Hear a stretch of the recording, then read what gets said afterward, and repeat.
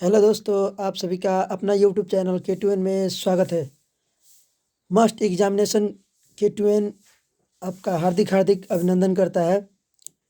आज आप सभी के लिए लेकर आए हैं VVI 12th भौतिक लघुत्तरीय प्रश्न NCERT MCQ, जिसमें प्रश्नों की संख्या जिसमें 50 VVI प्रश्न हैं, जिसमें से 80 प्लस कोई नहीं रोक सकता है। ये 50 प्रश्नों की सेट लेकर आएंगे, जिसमें ये सेट नंबर 2 है। ये BSCB बोर्ड के लिए है, जिसमें 100% दावा के साथ बोलते हैं कि अगर आप मेरे वीडियो को एक बार देख लेते हैं तो आपको पास होने से कोई नहीं रोक सकता है। यहाँ पे पास ही नहीं बल्कि जानकारी भी दी जाती है। तो अगर वीडियो पसंद आए तो लाइक करिए, और आप लोगों से रिक्वेस्ट है कि वीडियो को स्किप ना करें, लास्ट तक इस वीडियो को देखें। इस वीडियो में बार बार पूछे जाने वाले प्रश्न को लेकर आए हैं। तो चलिए चलते हैं सीधे अपने प्रश्न की ओर। तो हमारा पहला प्रश्न है, और आज का प्रश्न है, पहला प्रश्न है कि पारावैद्युत क्या है। पारावैद्युत पदार्थ क्या है। ठीक है, ये बार बार प्रश्न पूछा जाता है कि पारावैद्युत पदार्थ में आने की संभावना है कि पारावैद्युत पदार्थ क्या है। तो इसका आंसर देखने की कोशिश करते हैं, जानने की कोशिश करते हैं। तो वैसे पदार्थ जिनसे होकर विद्युत धारा का प्रवाह नहीं हो सकता है, तो उसे ऐसे पदार्थ को हम पारावैद्युत पदार्थ कहते हैं। इससे विद्युत धारा का प्रवाह तो नहीं होता, लेकिन इसके ऊपर विद्युत का प्रभाव होता है। तो यहाँ से जो होता है कि पारावैद्युत में क्या होता है कि विद्युत धारा का प्रवाह नहीं होता, लेकिन विद्युत का प्रभाव इस पे होता है। ठीक है, चलते हैं हम अपने अगले प्रश्न की ओर। पारावैद्युत पदार्थ जो होता है वो दो प्रकार के होता है। ठीक है, कौन कौन। तो पहला जो है यहाँ पे है ध्रुवीय पारावैद्युत। पहला कौन है, ध्रुवीय, और दूसरा है अध्रुवीय। ये कई बार एथी भी पूछता है कि ये कितने प्रकार के होते हैं। ठीक है, उसके बारे में। तो दो प्रकार का होता है, ध्रुवीय और अध्रुवीय। तो ध्रुवीय का हम आंसर बता देते हैं, अध्रुवीय आप देख लीजिएगा, नहीं पता होगा तो कमेंट बॉक्स में कमेंट कीजिएगा, हम आंसर देंगे।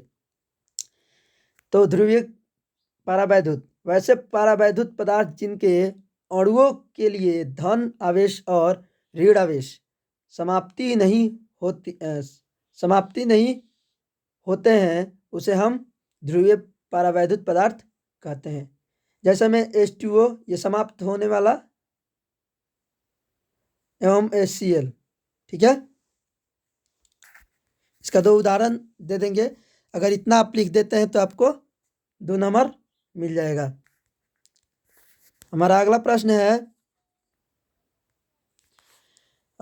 है विद्युत धारा। तो ये भी प्रश्न पूछता है कि विद्युत धारा क्या है। ठीक है, ये 2 नंबर में पूछता है कि विद्युत धारा क्या है। तो विद्युत क्षेत्र में आवेश के प्रवाह की दर को ही विद्युत धारा कहते हैं। विद्युत क्षेत्र में आवेश के प्रवाह के दर को क्या कहते हैं, विद्युत धारा। इसे हम किससे सूचित डिनोट करते हैं, तो इसे हम आई से डिनोट करते हैं। ठीक है, आई बराबर डी क्यू बटा डी टी। अगर इस पे न्यूमेरिकल मिल जाए तो आप बना सकते हैं ये सूत्र लगाकर। धारा, अगर विद्युत धारा पूछे तो अगर आवेश का मान दिया हो और dt का मान दिया हो, dt क्यू मतलब आवेश और dt मतलब दर।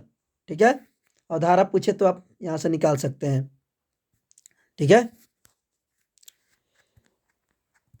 इसी में विद्युत धारा कैसी राशि है, यहाँ पे ऑब्जेक्टिव पूछा जा सकता है कि विद्युत धारा कैसी राशि है। तो विद्युत धारा एक क्या है, अदिश राशि है, और जिसका SI मात्रक जो होता है एम्पियर होता है, जिसे हम किससे डिनोट करते हैं, ए से।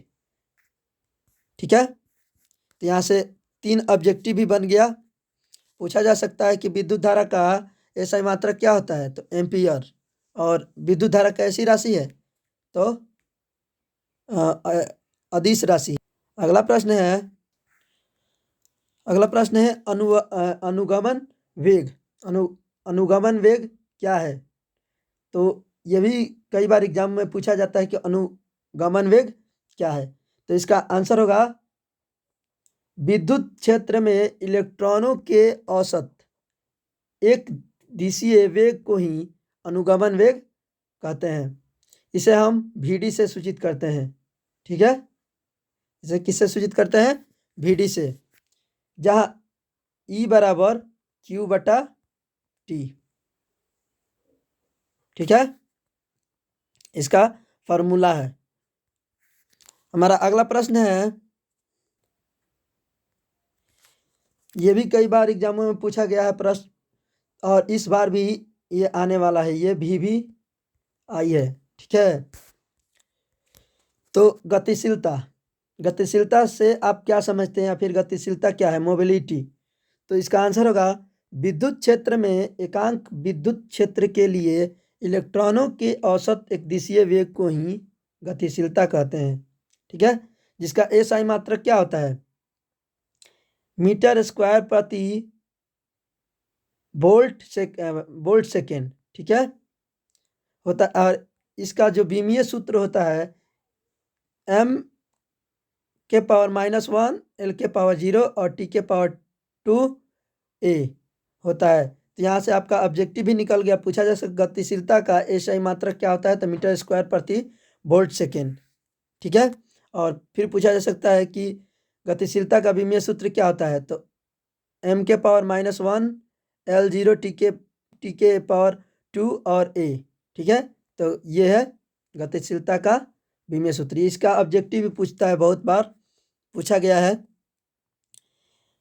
इसका सूत्र होता है μE बराबर VD/E। ठीक है, हमारा अगला प्रश्न है, ये प्रश्न 5 नंबर में पूछता है। ये 5 नंबर वाला प्रश्न है।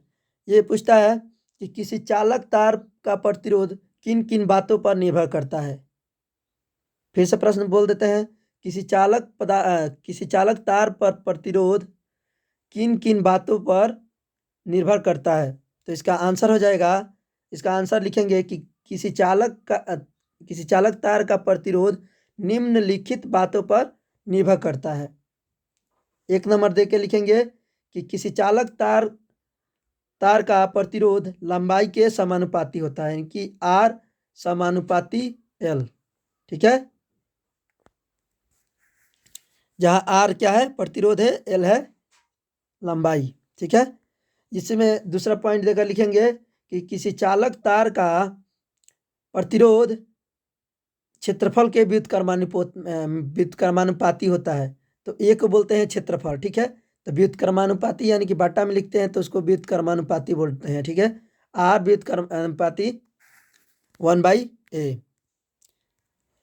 इसी में थर्ड पॉइंट देकर लिखे, इसी में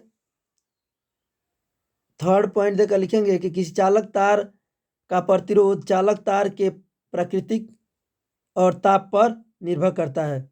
ठीक है, तो ये इतना अगर लिख देंगे तो आपको 5 नंबर मिल जाएगा। ठीक है, हमारा अगला प्रश्न है, पूछता है कलर कोड से। ठीक है, तो देखिए कार्बन प्रतिरोध का कलर कोड क्या है, या फिर क्या समझते हैं? ये भी कई बार एग्जामों में पूछा जाता है। यहाँ से कई प्रकार के ऑब्जेक्टिव भी पूछा जाता है। तो पहले इसका आंसर जानने की कोशिश करते हैं।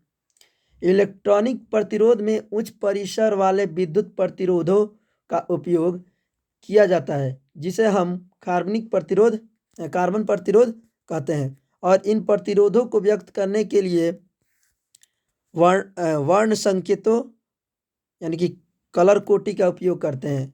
ठीक है, आइए यहाँ से जानते हैं कि इसमें से कैसे प्रश्न पूछता है। जैसे यहाँ पे ये दिया गया है, काला का कलर कोड क्या होता है? 0, भूरा का 1, लाल का 2, नारंगी का ऐसा ही। ये देख लीजिए, यहाँ पूछता है कि काला का कलर कोड कितना होता है। ठीक है, यहाँ से ऑब्जेक्टिव पूछता है कि मान लीजिए यहाँ से पूछ देगा कि पीला का कलर कोड कितना होता है, तो इसको याद करने की ट्रिक हम बता रहे हैं। इसमें 13 प्रकार के रंग दिए रहते हैं और यहीं से आपका कलर कोड भी पूछेगा, तो इतना ही सही कलर कोड पूछेगा। ठीक है, आपका 1 नंबर में ऑब्जेक्टिव में यहाँ से कई प्रकार के प्रश्न पूछे जाते हैं। ठीक है, यहाँ से तो आइए इसको याद करते हैं, कलर कोड को कैसे याद कर सकते हैं, कैसे याद रख सकते हैं। तो इसके लिए एक ट्रिक है कि का भुलाना पिहनी वैद्युत सोना चांदी कुछ भी नहीं।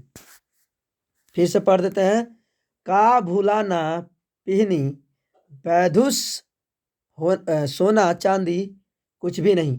अगर इतना आप याद रख लेते हैं तो सभी रंगों का कलर कोड आपको याद हो जाएगा। और आपको का से लेकर काउंटिंग करना है। इसमें 3 है तो देखिए, का 1 डिजिटल है तो 0, यहाँ पे 3 तक जाना है, फिर यहाँ तक 6 तक जाना है, यहाँ 9 तक, यहाँ पे 1 है, सोना को सिर्फ सोना रहने देना 5, और चांदी को 10, और कुछ भी नहीं का 20। ठीक है, तो देखिए, का से काला, भू से भूरा, ठीक, ला से लाल, ना से नारंगी, पी से पीला, ह से हरा, ना से नीला। ठीक है, बैधुस, यहाँ पे है बैधुस, और वैधुस माने बैगनी, धू मतलब धूस, धूरस, धूसर। ठीक है, स मतलब सफ़ेद, सुनहला, रुपहला। ठीक है, कोई भी रंग नहीं। ठीक है, तो आप ऐसे याद रख सकते हैं। अगर ऐसे रखेंगे याद, तो आपके एग्जाम में यहाँ से किसी तरह प्रश्न पूछे आप उसका जवाब दे सकते हैं। ठीक है, तो आपको इतना ही याद रखना है। कलर कोड से अगर प्रश्न पूछे तो सिर्फ यही प्रश्न पूछेगा कि लाल रंग का कलर कोड क्या होता है। हम लोग के एग्जाम में पूछा था कि लाल का कलर कोड क्या है। ठीक है, तो आप लोगों को ये ट्रिक याद रखना है। ये VVI प्रश्न है। ठीक है, यहाँ से आपको पूछेगा तो पूछेगा, यहाँ से प्रश्न आपको मिलेगा 100%। आपको दावा के साथ कह रहे हैं कि यहाँ से प्रश्न आएगा तो आएगा। चलिए चलते हैं अपने अगले प्रश्न। अगला प्रश्न है कि विद्युत शक्ति, ये भी कई बार एग्जामों में पूछा जाता है। ठीक है, पूछा गया है कि विद्युत शक्ति क्या है। ठीक है, तो इसका आंसर होगा, विद्युत क्षेत्र के लिए कार्य करने की दर को ही विद्युत शक्ति कहते हैं। इसे P से सूचित करते हैं, यानी कि P बराबर W/T। ठीक है,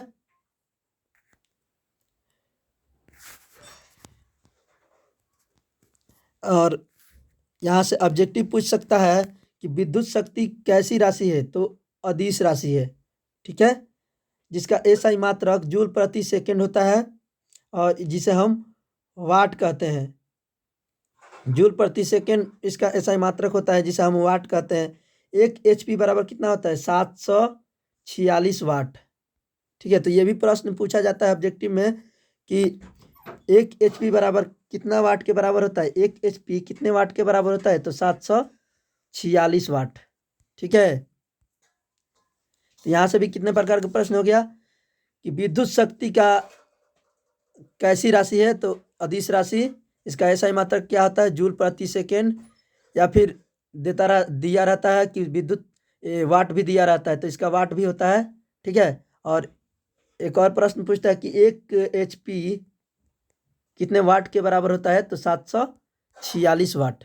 ठीक है, चलिए हमारा अगला प्रश्न है, अगर वीडियो पसंद आ रहा हो तो लाइक करें, अधिक से अधिक बच्चों के पास शेयर करें, और सब्सक्राइब करें, और कमेंट बॉक्स में कमेंट करें कि ये वीडियो कैसा लगा। चलते हैं अब अपने अगले वीडियो की तरफ, अगले प्रश्न की ओर। तो हमारा अगला प्रश्न है, जूल के ऊष्मीय प्रभाव के से संबंधित नियमों को लिखें। इसमें प्रश्न पूछता है कि जूल के ऊष्मीय प्रभाव से संबंधित नियमों को लिखें। ठीक है, तो इसके कौन कौन से नियम है आपको लिखना है। तो चलिए इसका आंसर देखते हैं। जूल के द्वारा ऊष्मीय प्रभाव संबंधित निम्नलिखित नियम को प्रतिपादित किया गया है। नियम नंबर फर्स्ट कि ऊष्मा का परिमाण धारा के वर्ग के समानुपाती होता है जब प्रतिरोध और समय नियत हो। जब प्रतिरोध और समय नियत हो तब ऊष्मा का परिमाण क्या होता है, वर्ग के समानुपाती होता है, यानी कि H समानुपाती I स्क्वायर। ठीक है। अगला है कि अगला नियम है सेकेंड नंबर कि ऊष्मा का परिमाण प्रतिरोध के समानुपाती होता है जब धारा और समय नियत होता है, यानी कि Ti तथा T नियत हो तब प्रतिरोध समानुपाती होता है। ऊष्मा का परिमाण जो होता है H समानुपाती होता है प्रतिरोध का। ठीक है, कब, जब I तथा T समानुपाती हो। अगला है कि जब I तथा R समानुपाती हो तब ऊष्मा का जो परिमाण होता है T के समानुपाती होता है, यानी कि समय के समानुपाती होता है। और तीनों के परिणामों का जो योग होता है वो H बराबर जो होता है आपका H बराबर होता है I स्क्वायर RT। ठीक है, तो लास्ट में लिख देंगे कि तीनों के परिणामों का योग कितना हो जाता है, H बराबर RT। अगर इतना लिख देंगे तो आपको 5 नंबर मिल जाएगा। ये 5 नंबर वाला प्रश्न है। और ये सभी VVI प्रश्न हैं जो बार बार पूछे जाते हैं एग्जामों में, और इस बार भी यहाँ से आने की संभावना है। अगर मेरा वीडियो एक बार देख लेते हैं तो आप यहाँ से हटने का नाम नहीं लेंगे। ठीक है, आज का लास्ट प्रश्न है और ये अंतिम प्रश्न। आज का प्रश्न है लास्ट की, किरचॉफ लॉ क्या है, यानी कि किरचॉफ का नियम क्या है। ये कई तरीके से प्रश्न पूछा जाता है कि फर्स्ट लॉ क्या है, जक्सन रूल क्या है, करेंट रूल क्या है। ये यहाँ यही एक प्रश्न है जो कई प्रकार एग्जामों में किसी तरह आपको उलझाने के लिए ये प्रश्न पूछा जा सकता है, लेकिन आप लोगों को उलझना नहीं है। यहाँ पे जितना भी प्रकार के पूछा जाता है प्रश्न हम यहाँ पे बता दे रहे हैं। पहले पूछेगा कि किरचॉफ का नियम क्या है, अगर किरचॉफ नहीं देगा तो पूछेगा कि फर्स्ट लॉ क्या है, अगर फर्स्ट लॉ नहीं देगा तो बोलेगा जक्सन रूल क्या है। ठीक है, अगर जक्सन रूल नहीं देगा तो बोलेगा करेंट रूल क्या है। आपके इतने तरीके से आपका प्रश्न आपको पूछा जाएगा, तो आप लोगों को घबराना नहीं है। अगर किसी तरह पूछे तो आपका आंसर एक ही होगा, जवाब एक ही होगा। और वो जवाब क्या होगा, आइए देखते हैं। तो इसका आंसर होगा कि किसी संधि पर आने वाली धाराओं का बीजगणितीय रूप उस संधि से जाने वाले धाराओं के बीजगणितीय योग के बराबर होता है। तो उसे क्या बोलते हैं, संधि का नियम बोलते हैं, धारा का नियम बोलते हैं। ये भी पूछा जाता है कि संधि का नियम क्या है और धारा का, यही है संधि। धारा यानी करेंट रूल और संधि मतलब जक्सन रूल।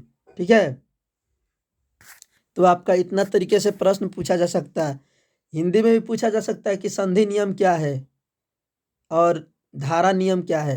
ठीक है, तो यही एक प्रश्न है जो कई तरीक़ा से पूछा जा सकता है आपको उलझाने के लिए, लेकिन आपको उलझना नहीं है। इनका नाम याद रखिए और इसका मात्र एक ही आंसर होगा जो कि ये है। ठीक है, और इतना लिख देंगे तो आपको 2 नंबर मिलेगा। कभी कभी 5 नंबर में पूछता है, तो 5 नंबर में जब पूछता है तो इसका गणितीय रूप भी लिखना पड़ता है। ठीक है,